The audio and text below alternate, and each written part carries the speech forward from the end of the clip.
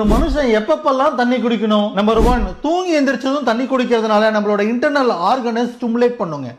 Work அவுட்டுங்க, வேர்க்க விறுவிறுக்க வேலை பண்ணாலோ கிச்சன்ல வேலை பண்ணாலோ முடிச்சதுக்கு அப்புறம் கொஞ்சம் தண்ணி குடுங்க. எலக்ட்ரோலைட் பேலன்ஸ் ஆகும், ஹார்ட் ரேட் கொஞ்சம் நார்மல் ஆகும். 3, சாப்பிட்றதுக்கு 1 மணி நேரத்துக்கு முன்னாடி நல்லா தண்ணி குடிச்சீங்கன்னா டைஜஷனுக்கும் ஹெல்ப்ஃபுல்லா இருக்கும், வெயிட்டும் மேனேஜ் ஆகும், கம்மியா சாப்பிடுவீங்க. நம்பர் 4, குளிக்க போறதுக்கு முன்னாடி தண்ணி குடிக்கிறதுனால நம்ம சுடு தண்ணியோ பச்சை தண்ணியோ டக்குன்னு ஊத்துனோம்னா பிபி ஸ்பைக் ஆயிட்டு கிடினஸ்லாம் வருங்க.